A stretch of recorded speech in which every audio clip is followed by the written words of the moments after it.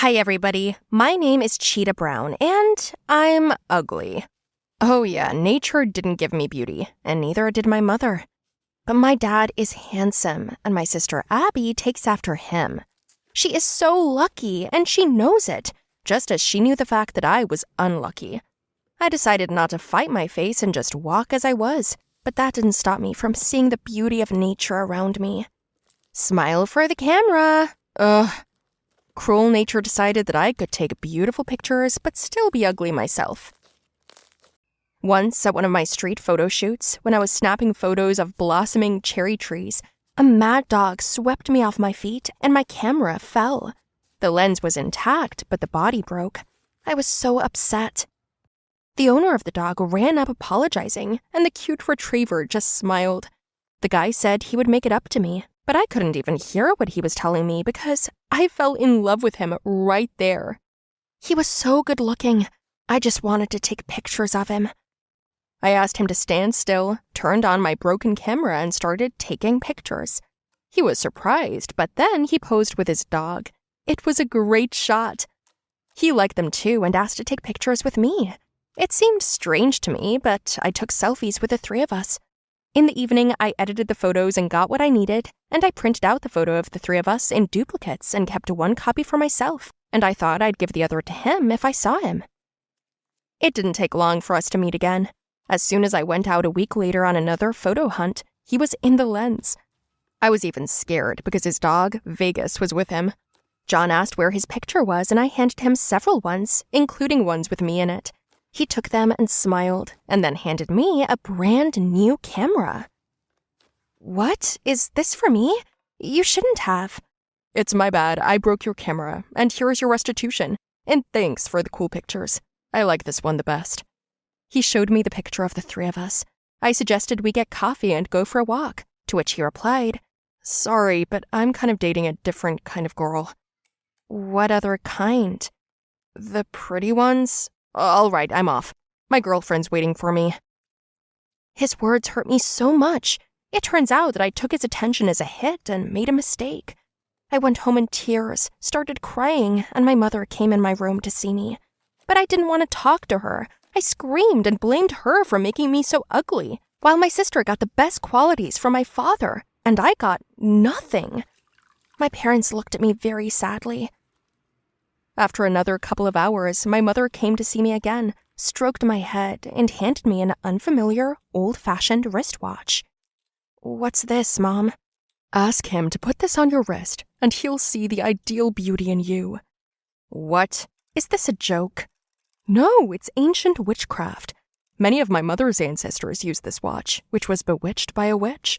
In return, our ancestor, an equally ugly grandmother, gave her soul so that this accessory would last for many of her generations.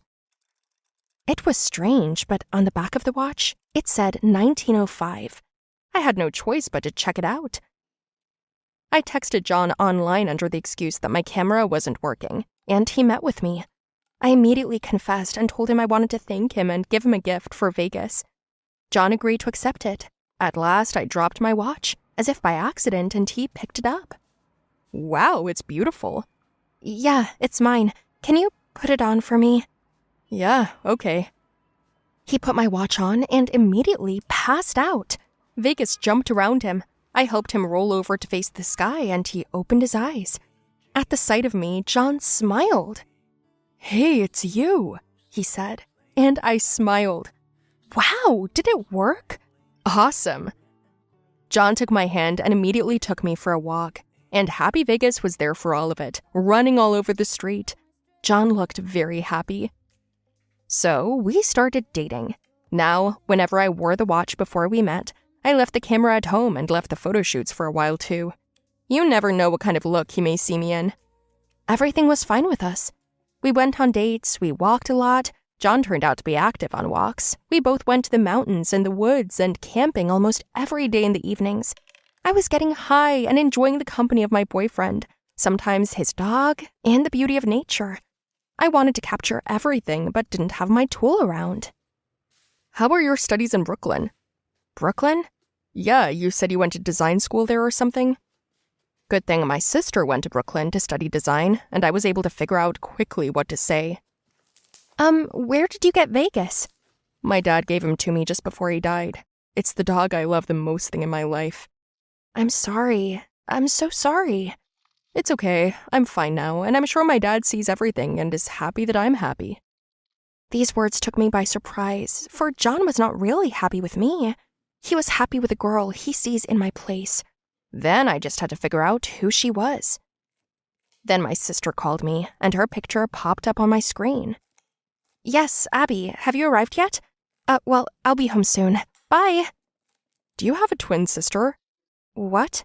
You just got a call from someone. You have the same face. It's so funny.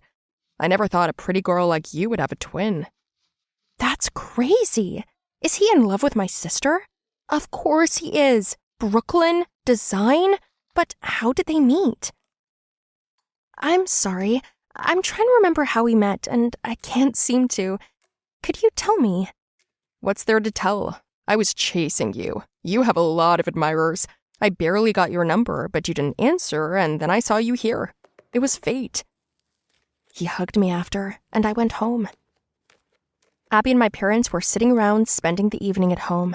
Abby found out from my mom that I had a new boyfriend, but my mom kept my secret about the watch between us. Ew, what kind of watch is that? Those have been out of fashion for a long time. I like it. Let me see. No, I'm gonna shower and go to sleep. I have to get up early tomorrow. We're going shopping. The next day, we went shopping. I was more exhausted than ever. Then I told Abby I had to go to the bathroom, and when I came out, I saw John walking toward her. He was waving at her, and she didn't know what was going on. I ran up with my bags, covered my face, and pushed John, who fell into a shelf of shoeboxes, and we ran away. Then he called, and I texted him, "Sorry, it's my sick sister." I ran out of there with Abby, and we decided to go eat away at a cafe. We chatted about nothing, but my thoughts were out of place. Then John and Vegas came up to us out of nowhere. He's the one who found you, honestly, not me. Vegas started spinning around me, and I didn't know what to do. John kissed Abby on the cheek and went to the bathroom to wash his hands. Vegas was sitting at my feet, licking them. I looked at my hand and noticed my watch wasn't on. Oh no, what to do now? Where is it? I said to Abby, "Pretend to be me." What do you mean? Pretend to date him and I'll pay you. You owe me 2 photo shoots. Okay. It was a nightmare lunch. John looked at me. I was sitting there with my glasses and cap on, and I said I'd leave them and left. I ran looking for my watch but couldn't find it anywhere. I went home in the evening and had to tell Abby everything as it was. I asked her to take care of him for me. Well, I like him. What? I liked him. I just happened to not answer his calls, and then he stopped calling. And I'm a proud girl, so I wouldn't call back. But I'm gonna go out with him. It didn't work out anyway between you two, did it? Her words almost killed me. I just nodded and walked out of her room. My pain was growing. I saw them together. They were walking around, and they were happy. Only Vegas ran up to me once after a couple of weeks when he smelled me. I sat there with our first picture together and cried. I missed Vegas. In the distance, John and Abby ran toward me. As they ran up, I dropped the photo, and John was like, "Oh, right, I remember you. You're the photographer, right? Take a picture of me and my girl." That was offensive. Vegas ran his dirty paw up Abby's skirt, and she got hysterical. They both ran to find the bathroom to wash off the dirt, and Vegas held out my watch in his mouth. What? Did you find it? What luck! I was so excited. I put it on. Vegas started barking. Yeah, you're right. Who am I kidding? It's not possible to build a relationship on a lie. I wanted to take the watch off, but behind me was John. "Do you have tissues?" "What? What the hell?" he asked. I took the watch off, and he rubbed his eyes. I had to tell him everything. Abby ran out from behind me screaming that John had no idea how much John would pay for her expensive skirt. "You and your stupid dog! I hate him! I told you to leave him at home! And I hate going for walks in general. I'm in heels. My feet hurt. I want a steak and a cocktail. Take me to a restaurant, John." John didn't answer. He just looked at me and asked, So you were with me the whole time? I'm sorry, I don't deserve forgiveness. You tricked me. You tricked me like a kid. You're mocking me. Yes, but I was better off with you. What? I felt good with you, and Vegas loves you a lot too. Sorry, I should have known right away. Abby said on almost our first date that she wanted steak, and you don't eat meat. Yeah, right, but what about Abby? I'll take that on. Of course, we talked to her, but Abby withdrew after 2 days, and John and I were together, and Vegas was with us, and that was pure happiness. I gave my mom her watch back, and she decided to destroy it because she felt it was necessary. That was our decision. That was our decision. It happened after chemistry class. Michael came up to me, which already alarmed me. What he said totally confused me. Jane, you look great. I swallowed my tongue in surprise and couldn't say a word. Just so you know, at school, I was the black sheep. No one paid any attention to me, let alone give me any compliments. Want me to walk you home? He asked. All I could get out was, is this some kind of joke? The guy, with the same strange smile, replied, No, baby, I just want to walk you home. Before he could finish, Jake came up to us and asked me in a concerned tone, Is this jerk bothering you? Then he looked at Michael himself. You should leave her alone. Michael looked at him angrily and blurted out, What do you care? We were having a conversation, and Jane had agreed to let me walk her out. Now I intervened. No, actually I didn't. You see, Jack was happy. I'm the one who's walking her home. What? I was confused and didn't know what was going on. That's when Trent came over to us. Jane, would you like to go to the movies tonight? All three stuck to me like horseflies. Every one of them was saying something loud, but I didn't understand what it was anymore. All I could see was that it was going to turn into a fight. You want me to walk you out? Michael wouldn't let up. How about me? Jake echoed him. And somewhere in the back, Trent kept repeating his question. So, shall we go to the movies? Leave me alone, I yelled and ran for the bus. The door slammed shut behind me and all three of them were left outside the school. Hi, my name is Jane. And one day, all the guys in my class became obsessed with me. Phew, I exhaled in relief and sat on my empty seat. Usually people didn't notice me, but suddenly I got a lot of attention. I pulled out my phone and was about to play some music when I heard Derek's voice. Jane, what beautiful eyes you have. I couldn't stop myself from screaming. What is going on? I don't usually get hit on by guys. They prefer someone like Susan or Tiffany with fancy hair and a fake laugh, and they pass me by like a pit in the middle of the road. Or they don't notice me at all and bump into me like a wall. Hey, watch where you're going, I complained when another guy flew into me. Oh, sorry, I didn't notice, they say and move on. I'm used to being the black sheep, a ghost who is only nominally present. But the fact that 3 guys got in a fight because of me? I wasn't used to it. When I ran out of the bus, punching Derek on the leg, I heard not insults, but declarations of love. I love you, Jane, Derek yelled. Rushing into my room, I threw my backpack on the bed and opened my laptop. Dozens of unread messages, and all of them were declarations of love, compliments, date invitations. I slammed the laptop shut and sat in silence, staring at the wall. Could this be a practical joke? Let's be logical, I said to myself. You're not popular, and not as beautiful as a top model. Then what could be the reason? There couldn't be that many guys conspiring together, could there? I decided to call my best friend Monique. We once had the same problem. No one wanted to talk to us. We'd been inseparable ever since. Before I could say hello, Monique exclaimed, Why do all the guys talk about you? How did you do that? Mon, I don't understand anything. It's like everyone's gone crazy. Derek said he loved me, even though I kicked him in the leg. Hey, have you been messing around with witchcraft conspiracies and voodoo magic? I wish, I said with a sigh, but I had nothing to do with it. We exchanged a few more ridiculous versions. My mom's voice boomed, Jay, dinner! Okay. I have to go, I said to Monique. Okay, we'll figure out what to do tomorrow. I didn't tell my parents anything about the love hysteria. I'd figure it out on my own. The next day, I woke up to someone screaming under the window. When I looked outside, I saw Michael. He was standing on the sidewalk waving at me. I had no idea he knew where I lived. I pulled the curtains and started getting ready for school. Clothes, some makeup, perfume, done. I timidly opened the front door and stepped outside. Michael, like Hashiko, was standing on the sidewalk and stared at me with eyes that sparkled with madness.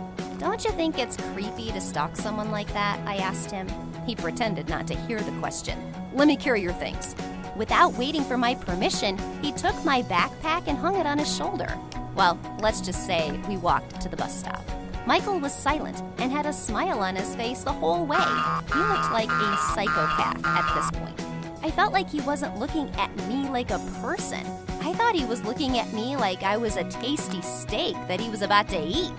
Monique pulled up to the bus stop in her brand new Prius. I snatched the backpack from Michael and got into the car quickly. Explaining would only make things worse.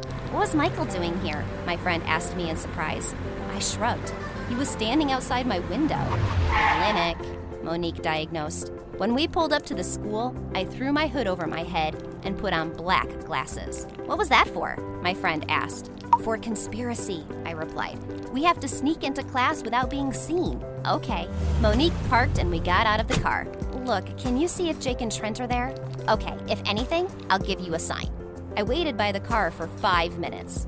I was starting to think Monique forgot about me, but then I saw her waving her arms over her head. We hadn't agreed on a specific sign, so I thought it was okay. I was walking down the hall and I looked around, waiting for Derek to come around the corner with his creepy smile. As I turned the corner, I met a crowd of guys. They walked slowly around the classroom like zombies and seemed to be half whispering my name. "Jane, Jane." It was definitely a warning signal. Don't walk. But it was too late. I felt a hand on my shoulder and almost squealed. It was Monique. She put her finger to her lips and whispered, "There are guys around here. How am I supposed to get through? I can distract them and you can sneak into class." I nodded approvingly. I wondered what Monique would do. She walked into the crowd of guys and she exclaimed pretentiously, "Did you see that? There's Jane fighting with Barbara." "Where?" asked Derek. "At the front door." She couldn't lie, but the madding crowd didn't care. They all rushed out into the street together. Monique came up to me. "Yeah, there seems to be some kind of lunar cycles involved." I calmly entered the classroom and took my seat. The class went on endlessly. Several pairs of eyes fixed on me were creepy. I spent the whole class wondering how to escape their intrusive attention. Meanwhile, there was a pyramid of crumpled sheets on my desk full of love confessions. There must be a reasonable explanation. It wasn't just guys in love that became my problem. The classmate sitting next to me, especially Barbara, whose boyfriend seemed oblivious to her existence and openly winked at me, was ready to burn me with her gaze. As soon as the bell rang, I ran out into the hallway like a bullet. I was typing a message to my friend as I walked. She was already waiting for me in the farthest corner of the schoolyard. "I can't go on like this. We have to do something." I sat down next to her on the grass and tried to catch my breath. Monique looked at me like I was a spoiled child who had been spoiled by her parents with presents. She was clearly jealous of my popularity. "Jane, I remembered something in class. Remember that pheromone perfume you ordered from the online store a few months ago?" I jumped up. "Monique, of course! How could I forget?" The reason for all this hysteria was more than simple. A few months ago, I had ordered a perfume of which manufacturers promised all girls a huge popularity with the opposite sex. Not that I needed this popularity or that I suffered from not having a boyfriend, but I bought this perfume for some reason. Monique then released a couple of caustic jokes in my direction, but I did not dare to try the purchase in practice.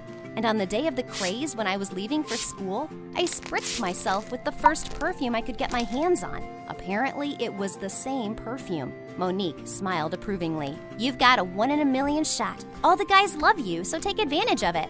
"How?" "If they're that obsessed, let them do some good. Find a job for each of them." "That's not a bad idea," I said. This evening, we have doted to the distribution of future responsibilities among my fans. For starters, we ranked all the guys, from the ones I hated to the ones I liked. "Trent is on first place?" Monique asked, surprised. "You didn't tell me you were in love with him. And what about Brad?" "I don't like him, and he's an idiot." "You're right about that." From the next day on, I started pursuing a different strategy. Instead of running away, I took advantage of the adoration that suddenly fell upon me. Walter, as the owner of the coolest car, drove me to school. Derek lugged heavy textbooks for me. Simon bought my food. Matt did chemistry homework for me. Trent took me to all the movie premieres. I loved having a crowd of fans. It was enough to learn how to control them, but my joy was short-lived. Very quickly, I became bored. On the other hand, I liked Trent and even wanted to start dating him. But the guy just kept agreeing with me no matter what I said. My main suitor didn't have an opinion at all, even though I saw him arguing with the other guys. Still, a man has to have personality. Otherwise, he's no fun to talk to. And that eternal crowd of servants looking at my mouth, always waiting for new instructions, looked strange and silly. One night, lying in bed, I suddenly decided, I don't want to be special. Let it be as it was. The next morning, for the first time in weeks, I didn't use the perfume. One day was enough for the perfume to wear off, and everything was back to normal. Walter's car was no longer under my window, and no one at school noticed me again. As I walked down the hall, Derek bumped into me and grumbled indignantly, "Watch where you're going, zombie." This case of mass hysteria didn't make it into the psychology textbooks, but I remembered it. Sure, it's cool when all the guys in your class love you, and literally ready to carry you in their arms. But I think worship spoils people, and they turn into arrogant and narcissistic individuals. And I didn't want to become a narcissist. It's great to be the heroine of a rom-com, but there are no credits and no happily ever after in life. I wanted something real and special. I didn't want the girls in my class to team up and scratch my eyes out. I was relieved when it was over. At least I was in one piece. What would you do if all the guys in your class suddenly fell in love with you? Write your answers in the comments, like the video, and share it with your friends.